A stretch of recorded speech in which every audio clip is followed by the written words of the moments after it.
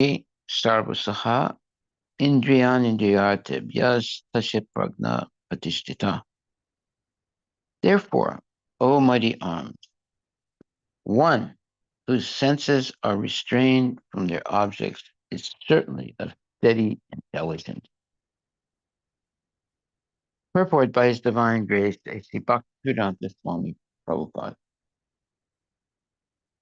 One can curb the forces of sense gratification only by means of Krishna consciousness, or engaging all the senses in the transcendental loving service of the Lord.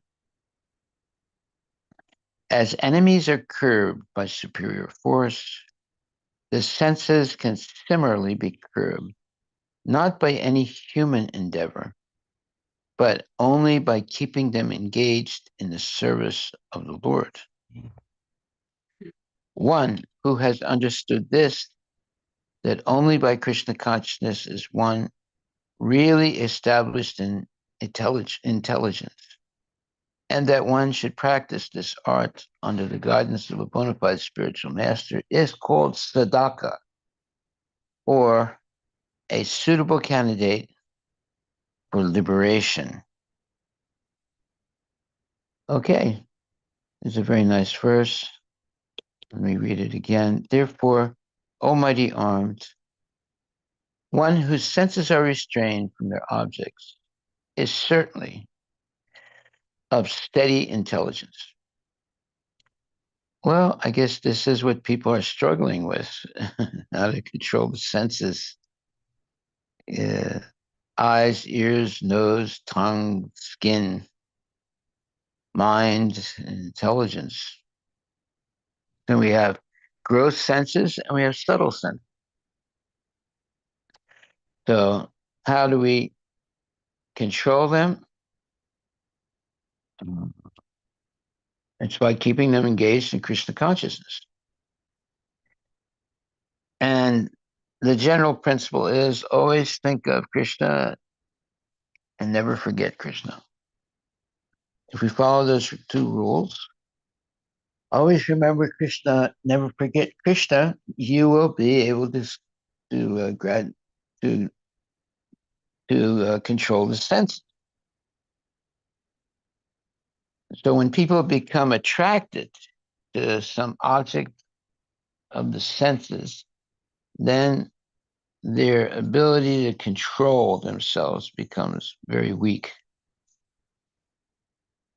So Prabhupada says here, one can curb the forces of sense gratification only by means of Krishna consciousness, or engaging all the senses in the transcendental loving service of the Lord. Well, that's not difficult because it's fun to keep the senses engaged in the transcendental loving service of the Lord.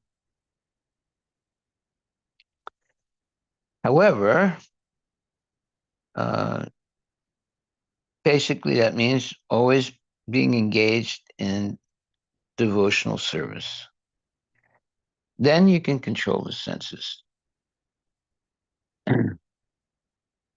And therefore it says that only by Krishna consciousness is one really established in intelligence, and that one should practice this art under the guidance of a bona fide spiritual master.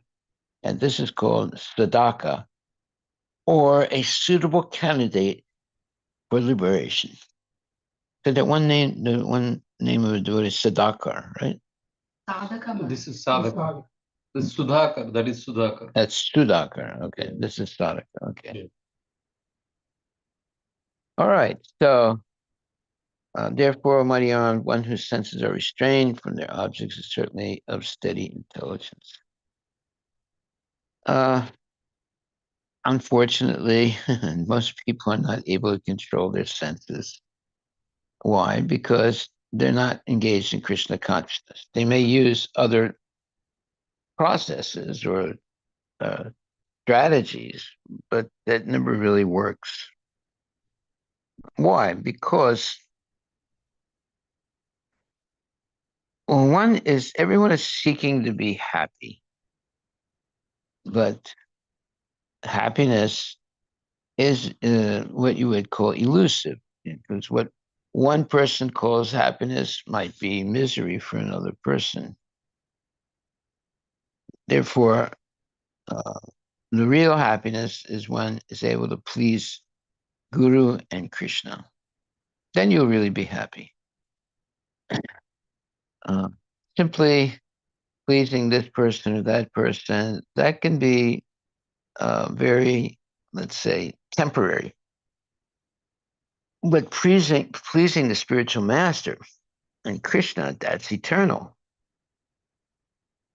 Because the relationship between the devotee and Krishna and the spiritual master is something that's eternal, not something temporary. So even if somebody falls down, whatever they have done is never forgotten by Krishna. So that means that Nahami Krama Nastosti Pratijaya Navidyate Swalpam Apyasya Dharmasya Jayate Mahato Bayat. Let's look that verse up. And basically, that verse is saying whatever you do in Krishna consciousness, it becomes an eternal asset. Nihami, I don't know. Let me see. Okay. Huh?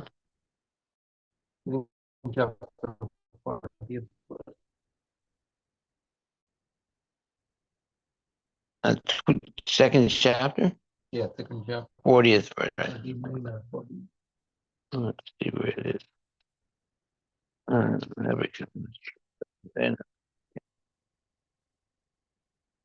Yeah, Nabi Kramanas, that's the 40th verse.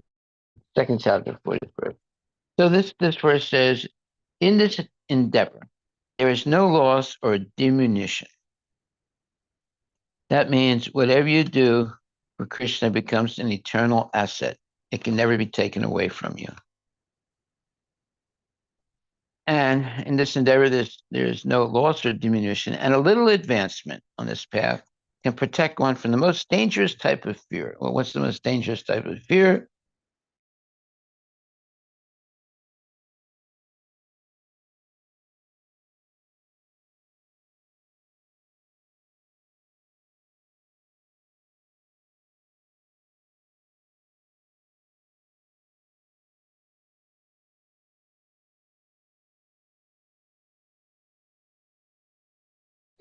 Hare Krishna, we lost volume.